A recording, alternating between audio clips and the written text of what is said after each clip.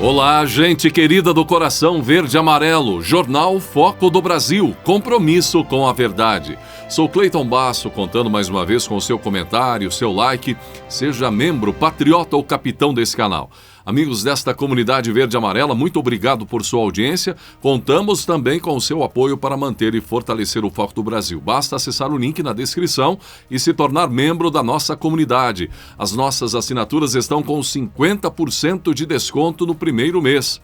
O principal trabalho do Foco do Brasil é a publicação de conteúdo jornalístico das ações do presidente da República, de seu governo, do nosso Brasil e do mundo, sempre procurando prezar com o compromisso com a verdade, produzindo conteúdo próprio e também publicações de conteúdos autorizados e colaborativos.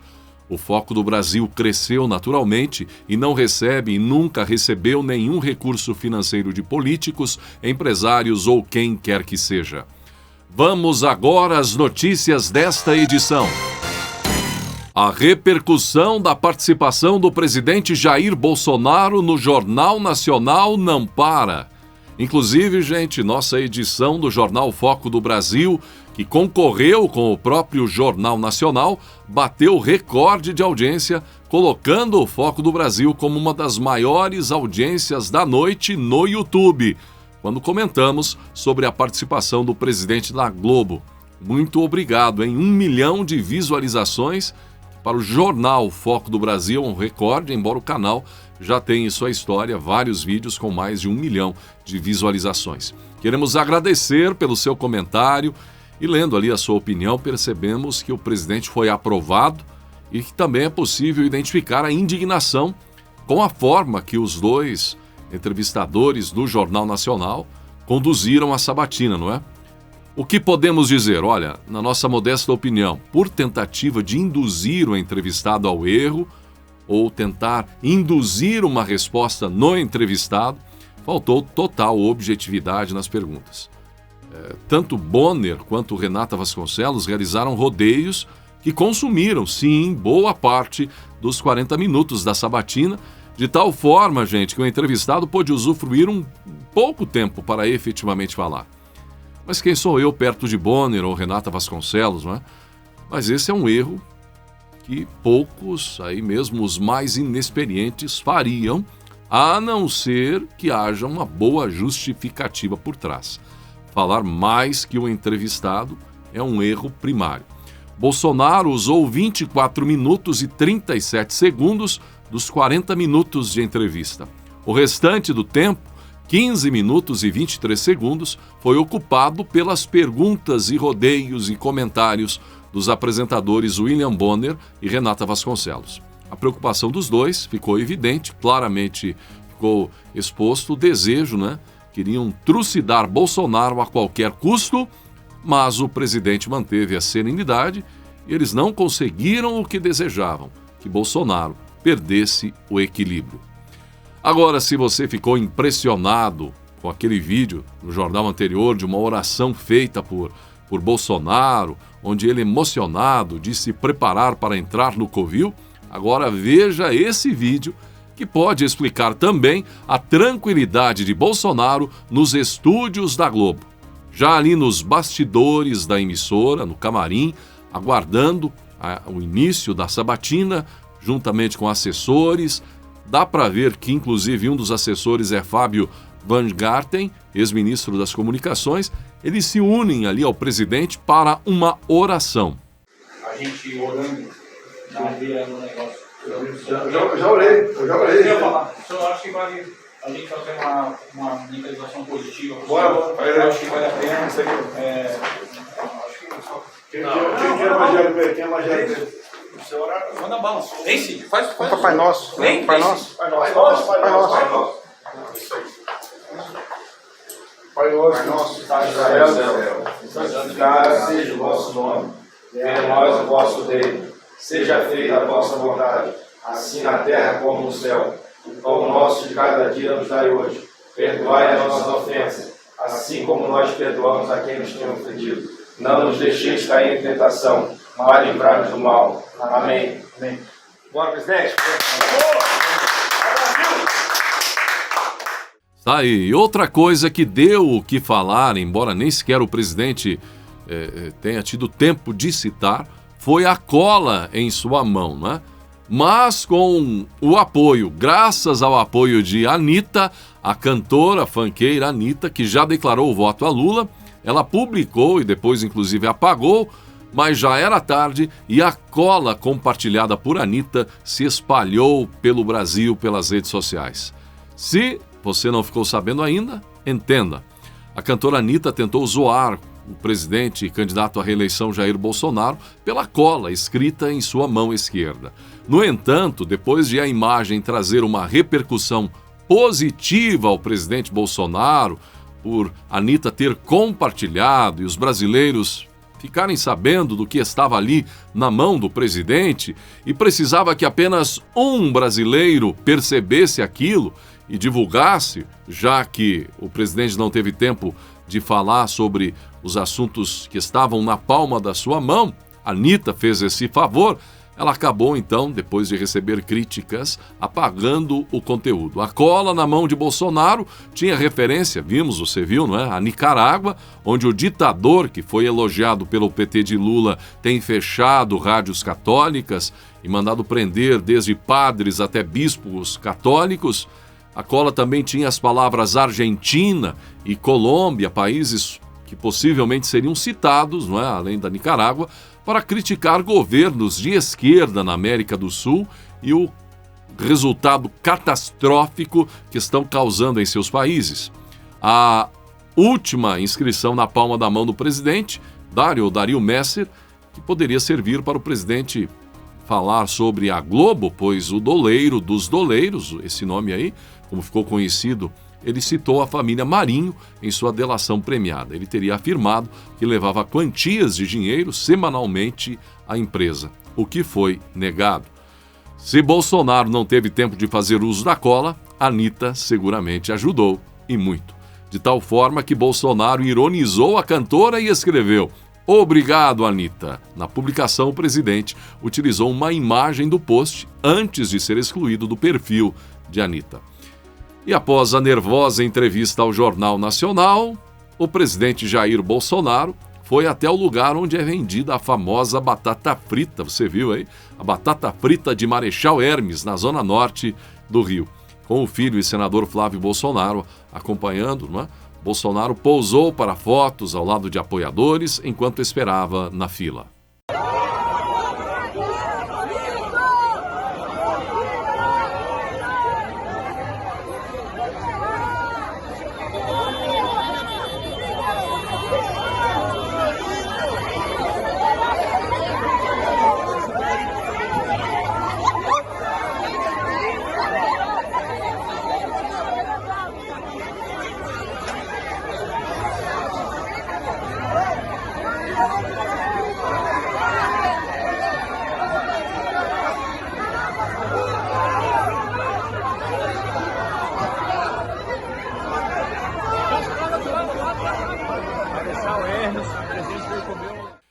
E por fim, a opinião de outro famoso jornalista, gente. O apresentador de TV, ícone do rádio, Milton Neves, não é? Um ícone no cenário de transmissão esportiva. Milton Neves detonou a atuação do jornalista William Bonner na edição, então, do Jornal Nacional com o presidente Jair Bolsonaro.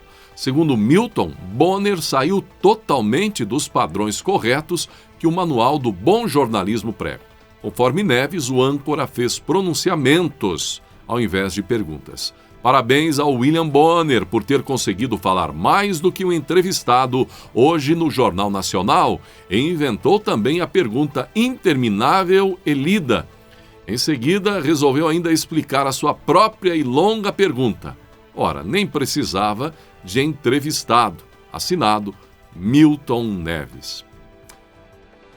Ora, é difícil até de fazer qualquer análise com relação ao William Bonner e Renata Vasconcelos, são colaboradores da Globo, se eles estavam ali para realmente trazer a mensagem da cúpula da Globo, ou o que, afinal de contas, ou se de fato são tão à esquerda, como um outro aí, por exemplo, Chico Pinheiro, ex-apresentador da Globo, que parece que agora vai apresentar os comícios de Lula, ou o quê. Mas, de toda forma, deu a maior audiência do ano a participação do presidente Jair Bolsonaro na Globo.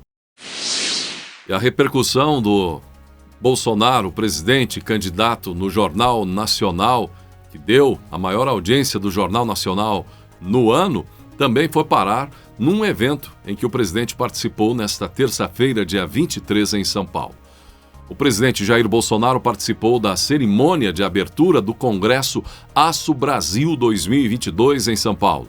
Bolsonaro foi acompanhado de Tarcísio de Freitas, candidato do Republicanos ao governo de São Paulo.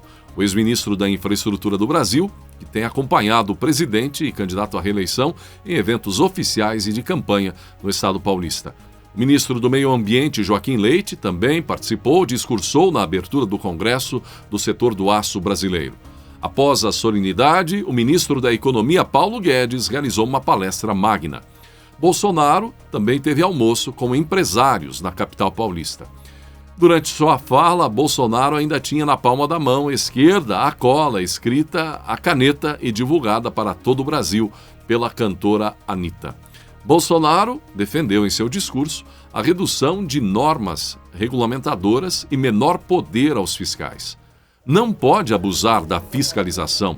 O homem do campo não pode temer o fiscal.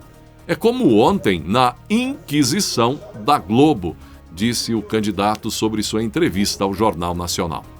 Bolsonaro disse que não entende de economia, mas elogiou o trabalho do ministro Paulo Guedes. A gente pôde mudar, pôde. Eu e o Paulo Guedes, mas por enquanto ele se comportou como me disse lá atrás. O presidente afirmou que a gente pode mudar, na verdade. E a gente vê, hoje em dia, como está indo a economia. Somos um dos poucos países que vai ter PIB positivo. O desemprego está caindo e a inflação também, afirmou Bolsonaro. Durante a conversa com os empresários, disse que a visita à Rússia, em fevereiro, criticada à época, garantiu o fornecimento de fertilizantes para o Brasil. E antes de encerrar, ele voltou a afirmar que a América do Sul está ficando vermelha de novo, em referência ao que considera como comunismo. Entre janeiro de 2019 e junho deste ano, já foram gerados cerca de 4,5 milhões de empregos com carteira assinada no Brasil, e a expectativa na área econômica é que, com a divulgação dos números de julho, esse desempenho supere todo o primeiro mandato do governo Dilma, quando não houve pandemia, tampouco uma guerra com reflexos no preço dos combustíveis, e a crise econômica não deveria se comparar àquela decorrente da paralisia provocada pela Covid. Quer dizer, foi um tempo de velocidade de cruzeiro na era Dilma, mas no governo atual, com pandemia, guerra e todas as dificuldades que tudo isso provocou, o governo conseguiu gerar bem mais empregos. Nos 5 anos e 4 meses de Dilma à frente do Planalto, foram apenas 3,2 milhões de vagas, número atingido por Bolsonaro em 2021. Segundo dados do CAGED, Dilma gerou 1,9 milhão de empregos logo no primeiro ano, mas foi ladeira abaixo e fechou quase todas em 2015. Foi em 2021, no governo Bolsonaro, o recorde de geração de 2,7 milhões de empregos, o que pode se repetir este ano e fazer o total se aproximar dos 6 milhões. A primeira-dama Michele Bolsonaro participou de um culto em Taguatinga, região administrativa do Distrito Federal, e mostrou preocupação com o futuro do Brasil, além de demonstrar temor de perseguição aos cristãos. Orem para aqueles que estão sendo enganados. Os olhos espirituais, ouvidos espirituais, nós estamos vendo o que o comunismo está fazendo nos países, perseguindo igrejas, queimando igrejas católicas, disse a primeira-dama em uma clara referência, por exemplo, ao ditador Ortega na Nicarágua, onde padres e bispos estão sendo perseguidos. E a guinada de um país para ser uma nova Argentina ou Venezuela ou Chile, hein? Você viu? Numa carta enviada ao governo de Jair Bolsonaro, a Colômbia anunciou que está deixando a aliança liderada pelo Brasil, que no âmbito internacional promove uma agenda conservadora contra, por exemplo, qualquer brecha que possa liberar o aborto e que tem como meta rever conceitos acordados sobre os direitos, como o caso do aborto, liberação das drogas, enfim. A decisão de Bogotá, explicada em uma carta ao governo brasileiro e enviada ao governo, é o primeiro gesto de ruptura da Colômbia com o Brasil desde a posse do presidente de esquerda, Gustavo Petro. Criada por iniciativa do governo de Donald Trump, a aliança conservadora, de cerca de 30 países, passou a ser liderada pelo Brasil depois da vitória de Joe Biden nos Estados Unidos. Na aliança foi estabelecido que os governos reafirmariam a rejeição ao aborto, a defesa da família e dos princípios cristãos. Os países, ao assinarem a proposta, enfatizariam que em nenhum caso, por exemplo, a interrupção da vida durante a gestação deve ser promovido como método de planejamento familiar e que quaisquer medidas ou mudanças relacionadas a isso, dentro do sistema de saúde, só poderiam ser determinadas em nível nacional ou local, de acordo com o processo legislativo nacional. O governo é de esquerda na Colômbia, não concorda mais com essas teses e princípios e, por isso, pediu a saída desta aliança conservadora. Dados da pesquisa ou de pesquisa realizada pela Futura apontam que Jair Bolsonaro disparou em Minas Gerais. Está com 46,3% das intenções de voto no estado, que é o segundo maior colégio eleitoral do país. Lula já vem bem atrás, com 35,3%. O estudo foi divulgado nesta terça-feira, dia 23. Os números correspondem a um cenário estimulado quando é apresentada aos eleitores uma lista com opções de candidatos. Nesta situação, Ciro Gomes aparece em terceiro lugar, com 6,5% das intenções de voto dos mineiros. Simone Tebet ficou com 1,9%. A pesquisa ouviu 1.200 eleitores no estado, em 323 municípios de Minas Gerais, entre os dias 16 e 19 de agosto. A margem de erro é de 2,9 pontos percentuais para mais ou menos, e o índice de confiança é de 95%. O estudo tem registro no Tribunal Superior Eleitoral sob o protocolo MG, dígito 09198/2022.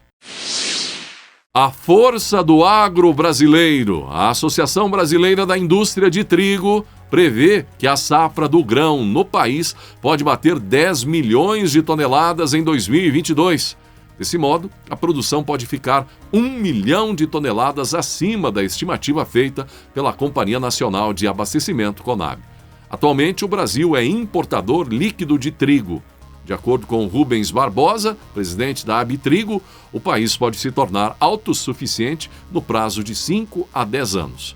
A maior parte da colheita de trigo no Brasil ocorre no sul. Conforme as projeções da Conab, a região deve dar origem a quase 8 milhões de toneladas este ano. Mas a empresa brasileira de pesquisa agropecuária Embrapa, estuda meios de ampliar o plantio para outras partes do país, entre elas, por exemplo, as regiões de Cerrado, onde em alguns lugares, locais, isso já está acontecendo. Nesta terça-feira, dia 23, foi realizada uma cerimônia no Palácio do Planalto para marcar a chegada do coração de Dom Pedro I. O presidente Jair Bolsonaro e herdeiros da família imperial participaram da cerimônia. Em seguida, o órgão está já em exposição no Itamaraty, onde ficará até o dia 5 de setembro e em território nacional até o dia 8 de setembro. A relíquia ficará em exposição e faz parte das comemorações do bicentenário da independência do Brasil.